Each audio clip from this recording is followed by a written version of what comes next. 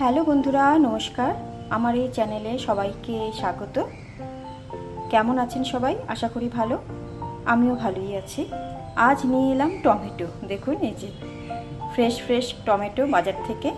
তো বানাবো হলো টমেটোর মিষ্টি চাটনি। তা ভাবলাম সবার সাথে শেয়ার করে দিই। সবাই নিশ্চয়ই জানেন কেমন করে বানাতে হয়। এটা কিন্তু বাঙালির অত্যন্ত প্রিয় খাবার।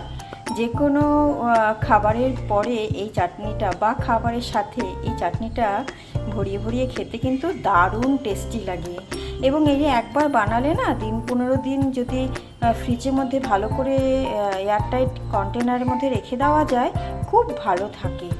তো চলুন দেখি, এটাকে প্রথমে কেটে নেব। হ্যাঁ, তারপর দেখি কি কি লাগে আপনাদের দেখাচ্ছি।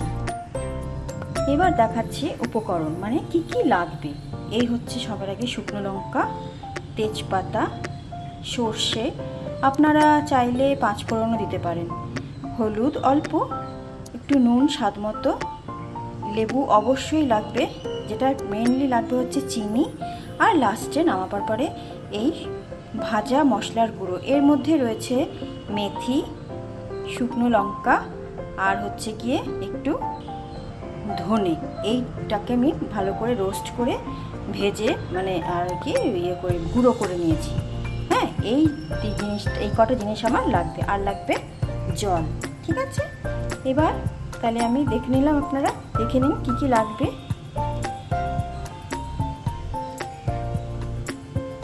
এইবার চলুন আমি গ্যাসটা ধরাই। ঠিক আছে,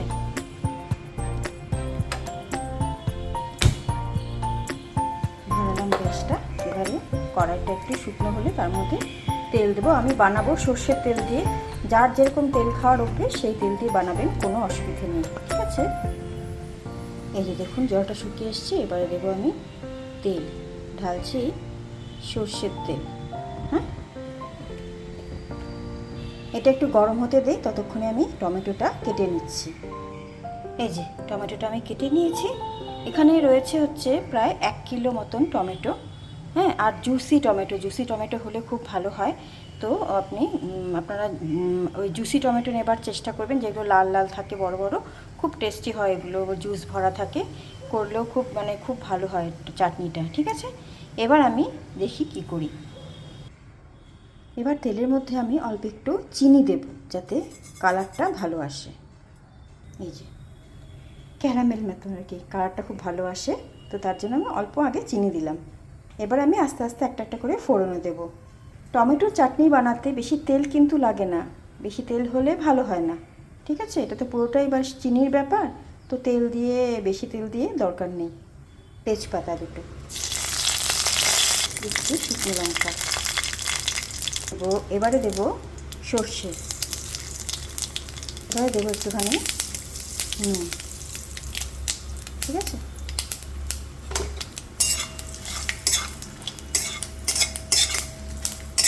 হালকা করে নাড়তে হবে গ্যাস কমিয়ে, যাতে সুন্দর একটা গন্ধ আসে। ফোড়নের গন্ধটাই হচ্ছে আসল, তো গন্ধটা যাতে সুন্দর আসে, তারপরে আমার এই টমেটোগুলো আমি ছাড়বো।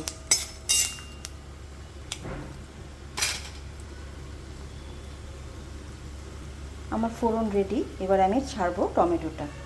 এই যে টমেটোটা আমি ছাড়লাম।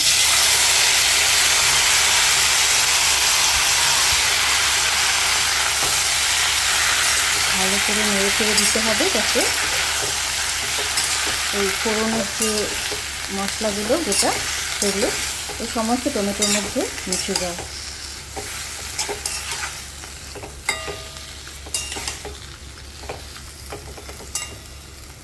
এবারে এর মধ্যে আমি আরেকটু নুন দেব।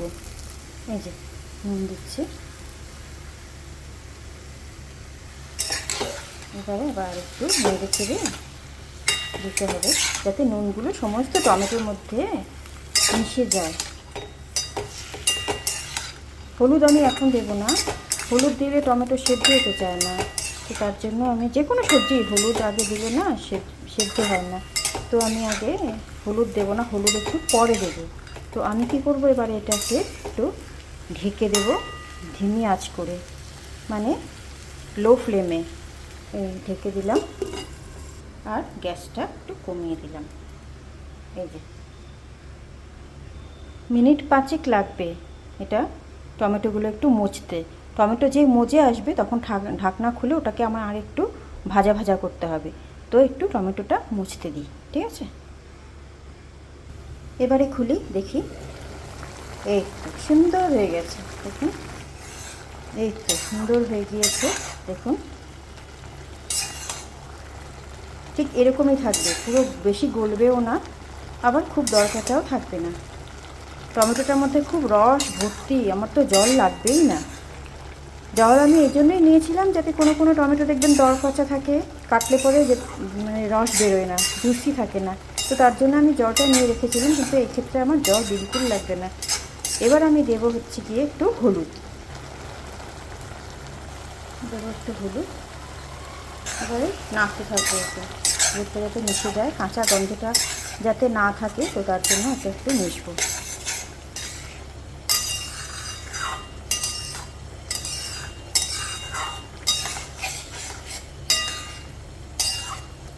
আপনারা কে কে খেতে ভালোবাসেন? আমার তো বাঙালিদের প্রতি ঘরে ঘরেই প্রায় হয় এই টমেটো মিষ্টি চাটনি থাকবেই। খাওয়ার পরে একটু চাটনি না হলে খাওয়াটাই মনে হয় সম্পূর্ণ হলো না। তো বিভিন্ন ধরনের চাটনি আমরা বানিয়ে থাকি, তো সবাই জানেন। এবার আমি দেবো হচ্ছে গিয়ে, এটা হয়ে গেছে, হ্যাঁ, এবার দেবো আমি চিনিটা। এই যে কেউ চিনি দেয়, কেউ গুড়েরও করে, তো আমি চিনি দেবো, চিনিটা আমি ভালোবাসি।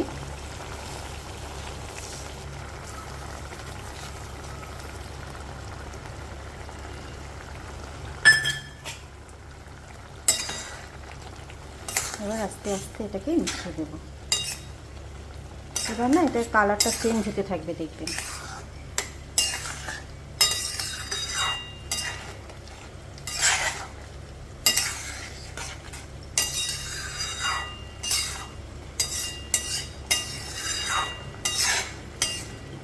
চিনি দিলে টেক্সচারটা ভালো হয়, সেজন্যই চিনি দেওয়া।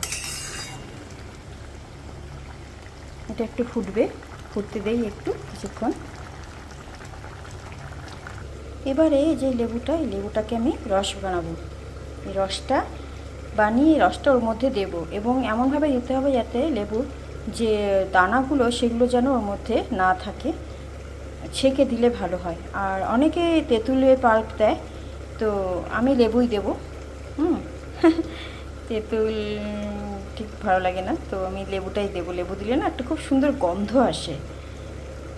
খাট্টা খাট্টা তো হয়, খাট্টা মিঠা একটা ব্যাপার তো থাকে, তাছাড়া না মানে গন্ধটা ফ্লেভারটা খুব সুন্দর আসে, তো তার জন্য আমি লেবু দেবো। তো চলুন লেবুটা কাটি আর রস করি, দেখি এবারে। হ্যাঁ, এই দেখুন হয়ে গিয়েছে, কত সুন্দর টেক্সচারটা হয়েছে, কালারটাও কত সুন্দর এসেছে। এটা না আচার আচার হয়, ঠিক এরকমই।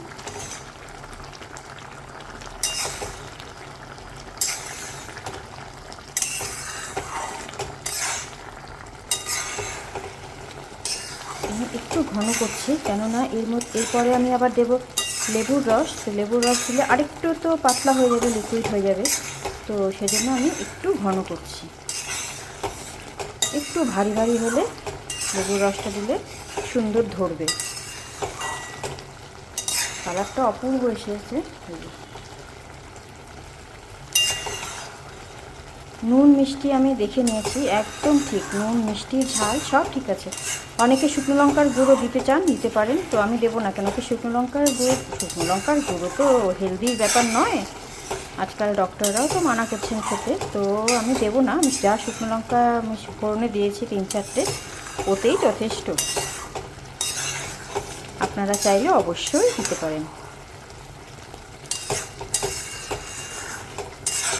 হয়ে গিয়েছে, এবারে আমি গ্যাসটা বন্ধ করব।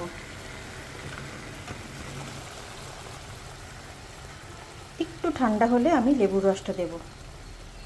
ঢাকনাটা দিয়ে দিই, এটা একটু স্ট্যান্ডিং টাইমে আসুক 2-3 মিনিট, তারপরে আমি ওটাকে ঢাকনা সরিয়ে লেবুর রসটা দেব, ঠিক আছে। হয়ে গিয়েছে 2-3 মিনিট, এবারে আমি ঢাকনাটা খুলব।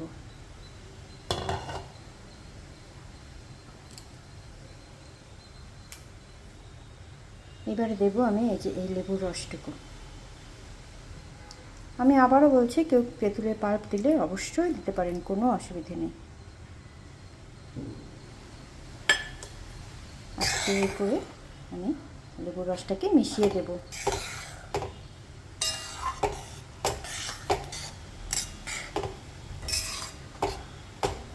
খেতে খুব ভালো হয় এবং এটা ফ্রিজে স্টোর করে ঠান্ডা করে একটা এয়ারটাইট কন্টেনারে ফ্রিজের মধ্যে 10-15 দিন ও খুব ভালো থাকে।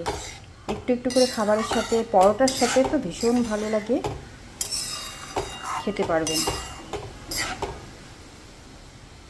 এবার আমি দেব এই ভাজা মশলার গুঁড়োটা। এর মধ্যে যে বললাম ধনে আর মৌরি আর শুকনো লঙ্কা, এটাকে আমি বেটেছি কাঠখোলায় ভেজে, তো এটা আমি ছড়িয়ে দেব।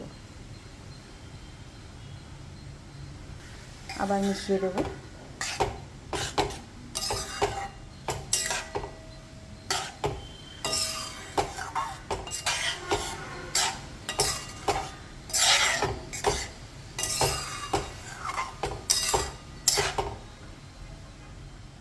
ব্যাস রেডি। এটাকে আমি পাত্রে এবার ঢেলে ফেলবো। চলুন ঢালি। এই যে দেখুন তো কেমন হলো। আপনারাও বাড়িতে বানাবেন আর খেয়ে বলবেন কেমন লাগলো আমার এই রেসিপিটা। কমেন্ট করবেন, শেয়ার করবেন প্লিজ, এবং যে যেখান থেকে দেখছেন প্লিজ জানাবেন, আমি আরও ইন্সপায়ার্ড হব এবং নতুন কোনো রেসিপি আবার সামনের বার নিয়ে আসব। তো থ্যাংক ইউ, নমস্কার আমার এই চ্যানেলটাকে এবং এই আর আমার সঙ্গ দেওয়ার জন্য অনেক অনেক ধন্যবাদ আপনাদের। ভালো থাকবেন সবাই, তবে আসি আজকে।